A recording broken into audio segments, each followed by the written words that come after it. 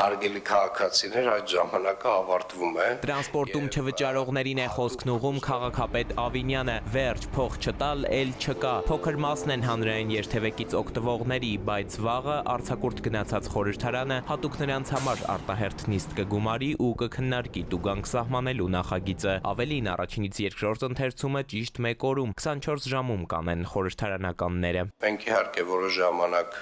այս տեղեկատվական արշավը կիրականացնենք, բայց ինչ որ մի փուլից կսկսվի նաև տուգանվելը, կսկսվեն նաև տուգանվել այն մարդիկ, ովքեր որ չեն վճարում տրանսպորտից օգտվելու համար։ Ինչ վերաբերում է բողոքներին, ես կարծում եմ, որ հիմա այդ մասով առկա է մի հատ արդարացի բողոք, դա վճարող քաղաքացիների բողոքն է, այս սանկցիայի բացակայությամբ չվճարող քաղաքացիների համար։ Այլ բողոք օբյեկտիվ ես չեմ տեսնում ու չեմ կանխատեսում, ճիշտն ասած։ Շատ արդարացի է, որովհետև այդ վճարումները ամբողջությամբ ուղղվում են մեր տրանսպորտային ոլորտի զարգացմանը, ուղղվում են նոր ավտոբուսների գնմանը, նոր տրոլեյբուսների գնմանը, եւ երբ որ չկան այդ վճարումները կամ որոշ չափով պակաս են այդ վճարումները, համապատասխան չափով հավաքագրումը պակաս լինելու պարագայում ինչ որ բաներ հնարավորություն չի լինում գնել, փոխել, ավելացնել։ Ու հենց այստեղ 250 նոր էլեկտրական ավտոբուսների ձեռքբերման հարցում քաղաքապետարանն առաջընթաց չունի, կառավարության հետ ֆինանսավորման քննարկումն էլ դեռ չեն սկսել, իսկ տուգանքի օրենքով Ավինյանը կորոշի, որ վարչությունը գործն իր վրա վերցնի, ով տուգանի։ Փաթեթի ընդունումից հետո արդեն համապատասխան որոշմամբ կարող է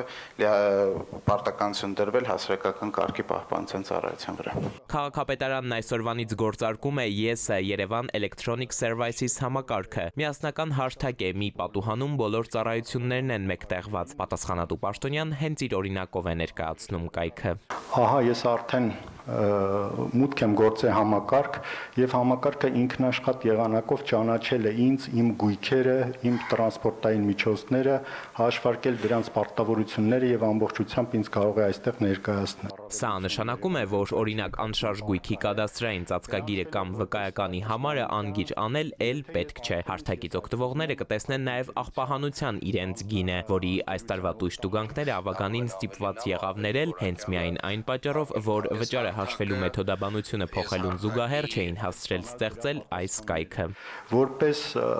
էական տարբերություն, առավելություն նախկինում նմանատիպ ծառայություն Երևան հայմով տրամադրելու նկատմամբ այստեղ առկա է քաղաքացու սեփական էլեկտրոնային գրասենյակը, այսինքն երբևէ ինչ որ դիմում, որևէ դիմում, երբ որ ներկայացվում է քաղաքապետարան եւ դրա պատասխանը երբ որ ստանում եք, այստեղ բոլորը պահպանվելու է։ Այսինքն սա այն պապկան է, հա, այն գրասենյակն է քաղաքապետարանի հետ շփման, բոլորը այստեղ պահպանվելու են։ Հարթակն ունենալու է նաև բջջային հավելված, կունենանք մինչև տարեվերջ։ Ավինյանն է հարցնում, պատասխանատու պաշտոնյայի պատասխանը դեռ չլսած եզրահանգում անում։ Հայացքը լավը չէր։ Հավելվածի ստեղծման ժամկետները առայժմ հնարավոր չէ հստակեցնել, միջազգային ներդրումների հետ կապված քննարկումներ դեռ պետք է անեն։ Էդուարդ Պողոսյան, ժամը լրատվական։